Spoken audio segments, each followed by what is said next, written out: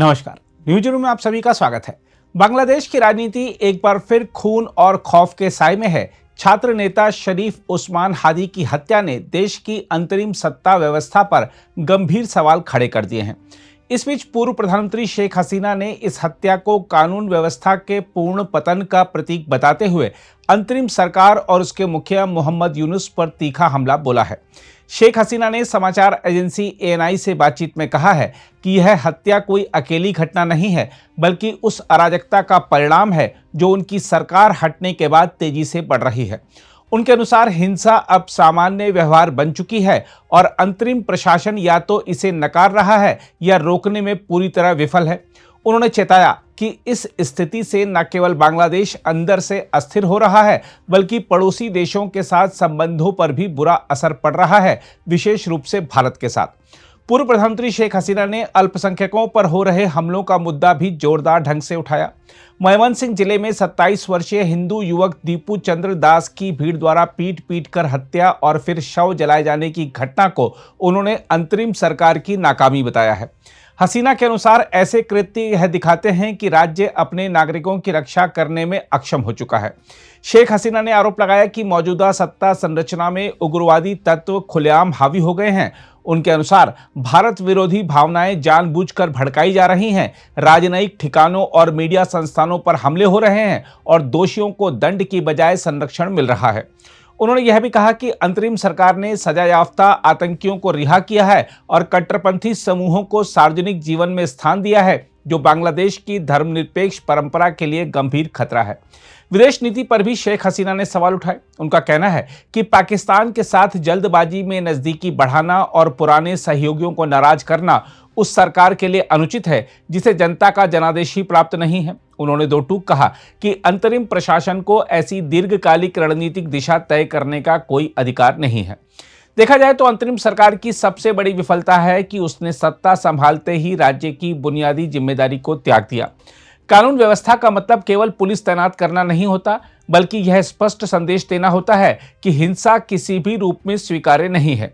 आज बांग्लादेश में यह संदेश गायब है। नतीजा यह है कि बंदूकधारी, भीड़ और कट्टरपंथी खुद को सत्ता का असली मालिक समझने लगे हैं। अल्पसंख्यकों पर हमले किसी भी समाज का नैतिक आईना होते हैं। जब हिंदू युवक को भीड़ जला देती है और सरकार खामोश रहती है, तो यह केवल एक समुदाय पर हमला नहीं रहता, यह संविधान और सभ्यता पर हमला बन जाता है।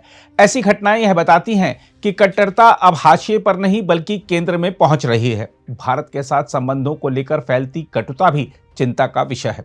भारत और बांग्लादेश के रिश्ते केवल कूटनीतिक समझौतों पर आधारित नहीं रहे, यह साझा इतिहास, सुरक्षा और विकास की जरूरतों से गुथे हैं। इन्हें कमजोर करना किसी तात्कालिक राजनीतिक संतोष का साधन हो सकता है, लेकिन दीर्घकाल में इसका खामियाजा बांग्लादेश को ही भुगतना पड़ेगा। सबसे खतरनाक संकेत यह है कि अंतरिम सत्ता के इर्द गिर्द उग्रवादी शक्तियां वैधता का चोला पहनने की कोशिश कर रही हैं। जब अनुभवहीन नेतृत्व कट्टर ताकतों के सहारे शासन चलाता है, तो लोकतंत्र केवल नाम का रह जाता है। बहरहाल, बांग्लादेश आज चौराहे पर खड़ा है। शरीफ उस्मान हादी की मौत चेतावनी है कि अगर समय रहते दिशा नहीं बदली गई तो यह चौराहा जल्द ही खंडर में बदल सकता है। खैर, आइए देखते हैं शेख हसीना के बयान पर पूर्व भारतीय राजदूत महेश सचदेव क्या कह रहे हैं। दोनों स्तरों पर जो शेख हसीना ने आपके एजेंसी को कहा है, वो काफ़ी हद तक ठीक है और सच है और संतुलित है। उन्होंने बड़ी ही गरिमापूर्वक तरीके से आप लोगों से बात की है और उनके विचार देश प्रेम और भारत के साथ संबंधों में जो ह्रास हो रहा है अल्पकालिक अवधि में, उससे प्रेरित मालूम पड़ते हैं, उससे चिंतित मालूम पड़ते हैं। ये चिंता भारत में अक्सर विज्ञ लोगों को है कि बांग्लादेश के साथ जो पिछले 50 साल के बनाए हुए अच्छे संबंध हैं, वो इस समय उन पर बट्टा लग रहा है, उन पर आँच आ रही है और ऐसा सोचा जाना चाहिए कि एक चुनावों को लेकर के सरगर्मी जो चल रही है वो एक प्रतिस्पर्धात्मक भारत विरोध की लहर वहाँ पर बांग्लादेश में व्याप्त है। पार्टी हों या और दल हों, उनके पास कोई एजेंडा नहीं है, उनके पास कोई उपलब्धियां बताने को नहीं है, क्योंकि बांग्लादेश की आर्थिक स्थिति पिछले 1.5 साल से काफ़ी ख़राब हुई है और वहाँ की आंतरिक समस्याएं जैसे कि बेरोज़गारी और आपसी द्वंद्व, सामाजिक क्लेश बढ़े हैं।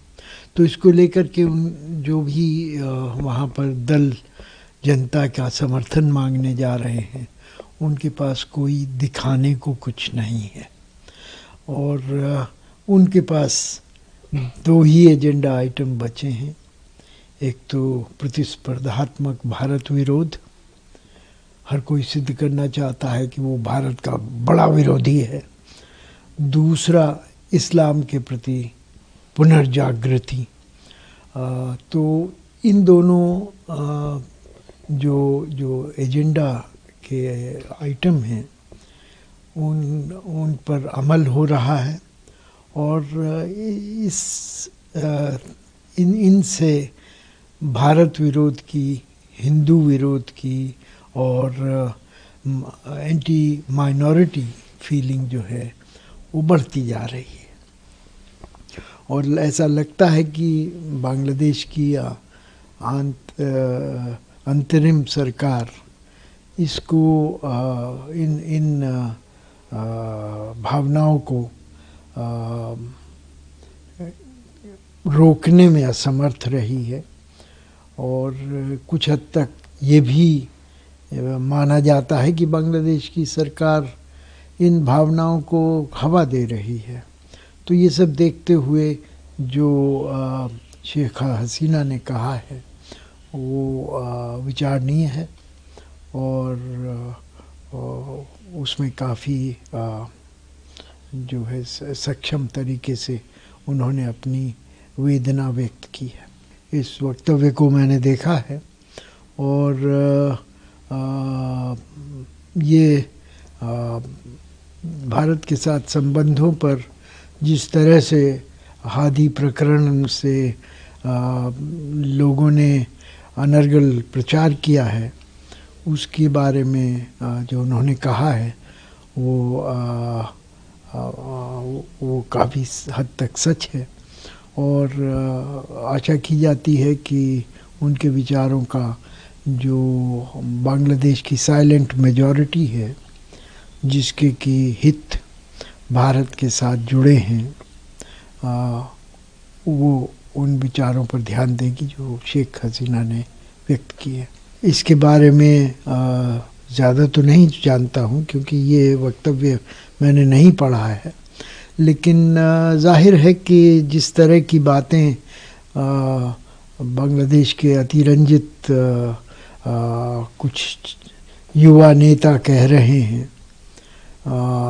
वो बातें एक भ्रामक ही नहीं हैं, बल्कि वो बातें अंतर्विरोधी हैं, कॉन्ट्रडिक्टरी हैं।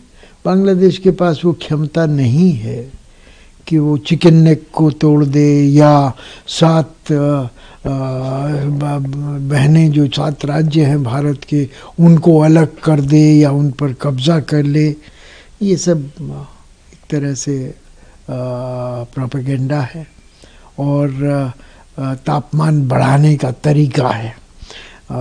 उसको उसी रूप में देखा जाना चाहिए। भारत एक बड़ा और सक्षम राष्ट्र है, उसकी सैनिक और राजनीतिक परिस्थितियाँ काफ़ी अच्छी हैं और बांग्लादेश के मुकाबले में तो ख़ास तौर पर, और जो कि अस्थिरता से व्याप्त है, जिसमें कि बेरोज़गारी बढ़ रही है, जिसमें कि जीडीपी की ग्रोथ रेट घटी है। इन सब चीज़ों के बाद, शेख हसीना के जाने के बाद उसको ये ऐसी बातें उनके नेताओं द्वारा, तथाकथित नेताओं द्वारा किया जाना एक तरह से अनर्गल प्रोपेगेंडा है। देखिए, एक और स्तर पर अगर जाएं तो बांग्लादेश में शेख हसीना और मोहम्मद यूनुस के बीच में 36 का आंकड़ा काफ़ी दिनों से है। एक ज़माने में नोबेल शांति पुरस्कार मिलने के बाद ये प्रतिस्पर्धा दोनों नेताओं के बीच में बढ़ गई थी कि बांग्लादेश का नेतृत्व कौन करेगा, और वो अभी तक प्रतिस्पर्धा जारी रही है। और शेख हसीना ने जो कहा है वो उसी संदर्भ में देखा जाना चाहिए। कुछ हद तक वो जो निर्णय अवामी लीग या उनके अपने व्यक्तिगत तौर पे खिलाफ दिए गए हैं, जिनमें मृत्युदंड तक शामिल है, उसका दोषी भी वो मोहम्मद यूनुस साहब को पाती हैं। और मोहम्मद यूनुस साहब भी इस बारे में चुप नहीं हैं। तो ये दोनों के बीच में जो वार्तालाप या आरोप प्रत्यारोप हो रहे हैं उसको उसी संदर्भ में देखा जाना चाहिए। बात सही है, शेख हसीना ने पाकिस्तान के साथ संबंध रखे थे, पर वो बड़े औपचारिक और ठंडे संबंध थे, क्योंकि उनके परिवार ने पाकिस्तान को करीब से देखा है। शेख मुजीब को हिरासत में लिया गया और उनको कई बार पाकिस्तानी राज्य ने जेल में भेजा गया, उनके पिता को। और उनके जो धर्मनिरपेक्ष रवैया रहा है उसका भी पाकिस्तान विरोध करता रहा है।